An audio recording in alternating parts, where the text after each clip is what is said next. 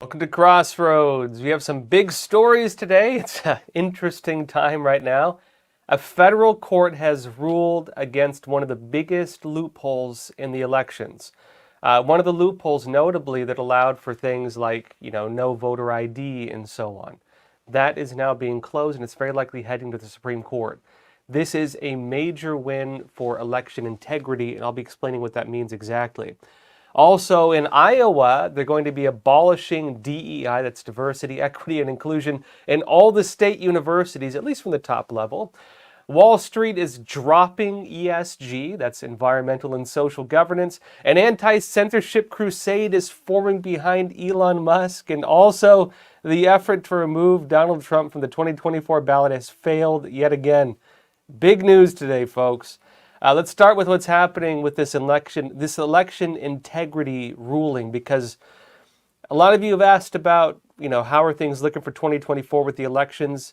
This ruling could change the game on a lot of it, and let me explain. Now, one of the key loopholes that allowed for activists to change election laws around the country back in 2020 and to prevent key protections like voter ID and so on, even some of the lawsuits that were filed to force really bad things that led to a lot of, I would say, fraud, such as, for example, universal mail-in ballots. The biggest loophole on this has now been closed, at least temporarily. Now, the Eighth Circuit of Appeals, their court just ruled against this, and the case will now likely head to the Supreme Court. And given how the Supreme Court has ruled in the past, it's very likely that this will stay as it is in terms of getting tossed out, essentially. Now, the ruling says that only the federal government, not outside individual groups like civil rights groups or activist groups, could sue to enforce the Voting Rights Act provisions. Let me explain. Let me show you first Politico, what they say about it. It says, the decision out of the Eighth Circuit, because, this is Politico, right, will almost certainly be appealed to the Supreme Court, but should it stand, it would mark a dramatic rollback of the enforcement of the law that led to increased minority representation in American politics. I think by minority here, they mean far left voters. It says, the appellate court ruled there is no private right of action for Section 2 of the law, which prohibits voting practices that discriminate on the basis of race. That, in practice, they claim, would severely limit the scope of the protections in the Act. For decades, private parties, including civil rights groups, individual voters, and political parties, have brought Section 2 challenges on everything from redistricting to voter ID requirements. And why does that matter so much?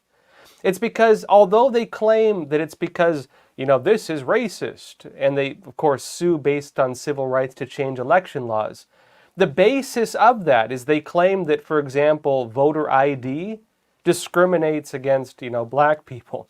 They claim that redistricting is racist if it means depriving, if it means changing the voting maps.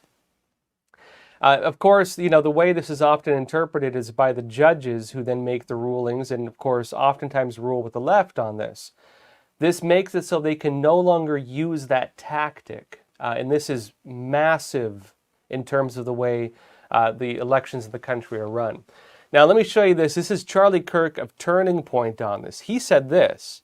He said, for decades, random citizens have been allowed to sue state or local governments to throw out voter ID, signature verification, one of the big issues they're finding in Arizona, by the way, or other election practices that supposedly constitute discrimination. He said this law has encouraged well-funded groups to sue every government, however minor, that has any election security measures. Many jurisdictions fear passing any laws at all because they don't want to deal with the legal costs and hassle. The left has built a massive apparatus, led by, he says, Mark Elias, to outsource all its election lawsuits. And he says that now the Eighth Circuit says this racket is illegal throughout its jurisdiction, which includes, notably, the swing states of Iowa and Minnesota. Massive news for elections. This is very likely going to be one of the biggest rulings going into 2024, and so remember this happened, folks. That said, another big story, Iowa is going to cut DEI from all state universities, and I think this is a trend as well that we're seeing. The DEI agenda really just took a major blow. In Iowa, this will likely spread. This is the policy of diversity, equity, and inclusion. Remember, the Supreme Court made a ruling on some of this, saying that schools cannot discriminate, including against white people. And some of the laws under, for example, affirmative action are deemed essentially to be racist under, of course, the new Supreme Court ruling.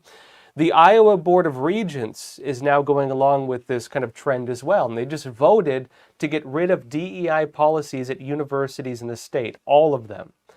It says this, according to Christopher Rufo, he posted a letter on it. It says, this is the actual letter, restructure the central university-wide DEI offices to eliminate any DEI functions that are not necessary for compliance or accreditation. They want to, quote, review all college department or unit level DEI positions to determine whether DEI-specific job responsibilities are necessary for compliance, accreditation, or student and employee support services. And they also want to make sure that, quote, no employee, student, applicant, or campus visitor is required to submit a DEI statement or be evaluated based on participation in DEI initiatives. Now, the crazy thing is that stuff's already been happening at a lot of the universities. Imagine that you want to visit a campus and you have to submit a DEI statement or be evaluated on whether you've taken part in their, DEI brainwashing segments. What this is essentially is racism framed as anti-racism. These are the things where they force white people to apologize for being white in some cases. This is the most racist, sick policy, I think one of the worst in the country. And thank goodness it's being thrown out, in my opinion. Now, another big story here on not only do you see DEI getting tossed out, ESG is also getting tossed out right now. Right now, big investment firms are dropping ESG, environmental and social governance. And they're once again turning their focus to actually making a profit rather than trying to push this really just woke ideology. Wall Street Journal, a lot of other media have been reporting it. Let me show you Wall Street Journal. It says Wall Street is quietly scrubbing terms like sustainable, global impact, and carbon transformation from fund names or closing ESG investment products altogether as investors continue to cash out. People don't want it. It says sustainable funds, sustainable, lost $14 billion so far this year, according to Morningstar. At least 6 funds announced they would drop their ESG mandates this year, while another 32 will close, according to data compiled by Morningstar and the Wall Street Journal. Now, what exactly happened that led to this big shift? Well, here's The Hill on it, an opinion piece, talking about the rise and fall of ESG investing. It says this: eventually, investors pushed back. In a significant win for the American free market movement, states such as Texas, Florida, and South Carolina began to enact restrictions on how state funds under their control could be handled, ensuring that the responsibility to generate maximum returns was the only thing affecting investment decisions. Remember, we talked about this before on the show. Basically, a lot of these companies were running, or these investment firms or the groups pushing these ESG standards were running a racket. They were making decisions that were not based on really a fiduciary duty to the shareholders. They were taking your pensions, they were taking your retirements, and they were putting it into woke agendas that were making people lose money, not make money. And so by doing this, the way that they were drawing a profit was through strong-arming businesses. They were making it so that if businesses didn't have good ESG scores, that they would lose money. And so by establishing essentially a monopoly, they were using this monopoly as a way to pressure businesses out of, really making sound investment decisions. Really, it was being run like a racket, like a really terrible racket, and they got called out on it. Now, the new rules, according to The Hill, the new rules helped impede the effort, for example, by environmentalists to win support for motions at big bank shareholder meetings. that would block future investments and loans needed to construct natural gas pipelines, develop deep water or oil exploitation sites, and build up the infrastructure of the conventional energy industry. It says in response, influential free market groups such as the Committee to Unleash Prosperity, the Competitive Enterprise Institute, and the Heartland Institute began issuing reports showing that ESG investing inhibited rather than enhanced return on investment and did not lead to economic growth. Notes that in recent months, large asset management firms have been less supportive of shareholder proposals on environmental and social governance issues than they've been previously. It notes that BlackRock, for example, reports that its support at annual meetings for so-called social justice resolutions has dropped from 47% to 22% to just 7% over 3 years. What does that mean? Only about 7% of these investors actually want it. And it says the same is true for Vanguard, another one of these big ESG firms, which backed only 2% of environmental and social resolutions compared to 12% in 2022. Now, if you might remember, earlier this year, Larry Fink, he's the CEO of BlackRock, said that he was going to stop even using the term ESG because he claimed it was being weaponized. Watch this. So why not say ESG anymore? Because it's been weaponized by the far left and weaponized by the far right, and we lose a conversation. Now, on that note, as I've discussed previously on the show, one thing to watch for is that they just repackage ESG and call it something else and keep trying to run the racket. Really, this is not just a narrative issue anymore. It's become a legal issue for these companies. And if they're not making sound investment decisions, if they're essentially robbing shareholders in order to push social agendas, they're facing lawsuits on this. And so it's gone beyond just the narrative and labeling issue. It's now entering the stage of something that actually affects people's pocketbooks. And people who have their money in these firms are unhappy about it. Different states that have put money from the state, including people's pensions, into these firms, they're unhappy about it. And these firms, if they don't start acting and doing things which they're expected to do based on shareholders, well, they're going to face lawsuits. I mean, imagine you've been working your entire life, you have your retirement fund, and you expect to retire and actually have money in your retirement fund. But instead you find out that there was a group taking your retirement money and pushing, social movements using your money. And then what happens when you retire and that money is gone or never grew? Well, I think most people would be pretty dang mad. And that's exactly what happened right here. That's exactly what's been going on with the ESG. Now, another big story, folks, it's an interesting day today. It's like the tsunami has started of just pushback against all these crazy agendas. There's an anti-censorship crusade forming right now behind Elon Musk. And it's not just Musk, it's Trump as well. Let me show you this. Now, after Elon Musk was accused of anti-Semitism by Media Matters, and after Musk threatened a lawsuit to counter this, a group is now forming behind Elon Musk to support free speech. And they're going against Media Matters, interestingly, and noting that Media Matters was using this whole label of anti-Semitism, they're claiming at least, as just a tool to attack the enemies of the left. And it's showing now what they claim at least to be what could be fraudulent activity. They're claiming Media Matters falsified evidence in order to make this label, which they then used to launch financial attacks against Elon Musk.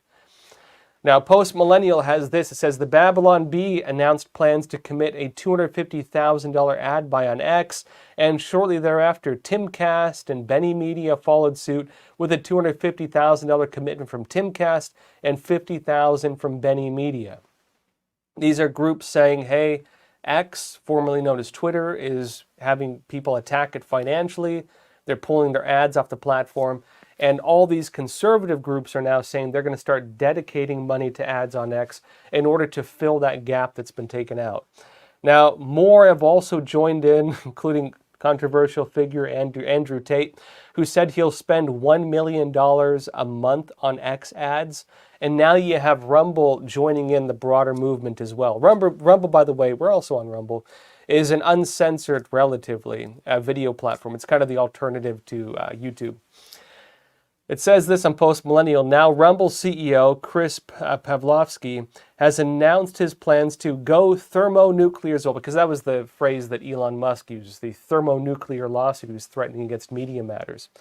Here's what he says. He says, "When I said the cavalry is coming, I was not joking. In the coming days, we are going thermonuclear as well. Everyone is about to witness the greatest pushback against the censorship regime. The people's support for all organizations in this mission is critical." And Musk replied, "Yes."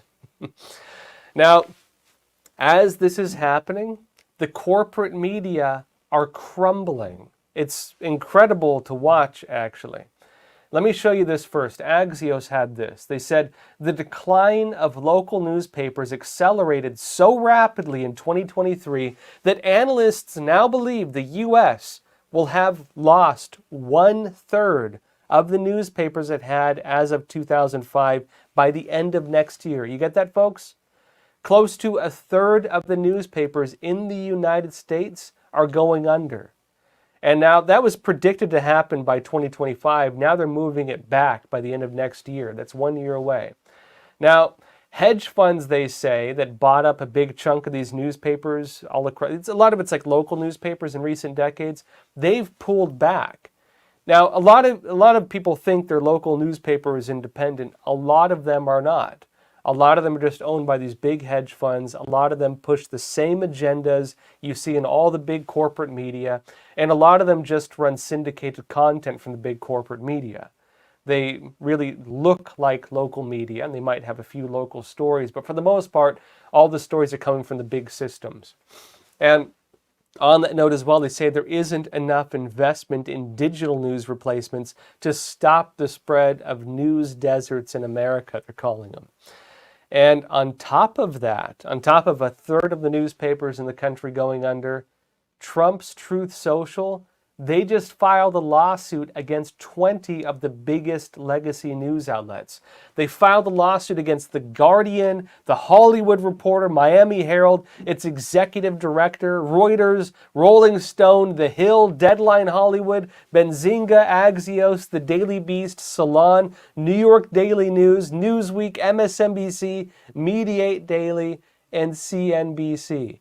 And that lawsuit, they want $1.5 billion in damages because they say these companies cost Truth Social somewhere in the area of like $75 million in damages through what was false reporting, which they refused apparently to retract. Now, and in addition to this, Media Matters, the one being sued by Elon Musk now, and yes, he did announce the lawsuit on it, is also being investigated for possible crimes. They're not just facing a lawsuit, and we don't know how big that's going to be from Elon Musk yet, right? Because the allegation, at least, is they falsified data in order to create the label where they said that Musk is pushing anti-Semitism. They attacked Musk personally, they damaged his reputation, and then they attacked his company and then damaged their finances by going to all these different advertisers and all these different groups and getting them to all attack Elon Musk. He's suing Media Matters for this. And now, as I just mentioned, that is not just a civil issue. It's not just like if they did this, what they're being accused of. That's not just a civil matter between Musk and X and Media Matters. This is a criminal issue as well. Post Millennial said this. On Sunday, Republican Missouri Attorney General Andrew Bailey announced that his team is investigating left-leaning news organization Media Matters over allegations of criminal and civil violations. It says the specific allegations that Attorney General Bailey's office is investigating pertain to recent findings that Media Matters allegedly created fake social media accounts to game the X servers in order to create false impressions for its hit piece on Elon Musk. And by the way, the interesting thing with all this is, Musk, of course, has this new CEO, Miss Yaccarino, who posted some of the data they have on the back end demonstrating the actual facts on the case. And they claim they have evidence showing, again, they claim that Media Matters did in fact falsify the data. Again, we'll see how the case goes moving forward, because this is now just beginning. And in addition to, of course, the Missouri Attorney General, you also have Attorney General in Texas, Ken Paxton, joining this investigation as well. He's also now investigating Media Matters for potential fraudulent activity. Yeah, big stuff, folks. A lot of big stuff going on. That's it for YouTube, Facebook, Twitter. For the rest of the episode, I'll be talking about the efforts to remove Trump from the 2024 ballot. Join me on Epic TV for that. And also, we're currently having a Thanksgiving sale where you can get a subscription for just 25 cents. 25 cents, folks. And you can help support our journalism and also get access to a lot of great content, documentaries, special features, great stuff. 25 cents. So come over to Epic TV and get that. Link in the description below. And I will see you over on Epic TV for the rest of the episode and the Q&A.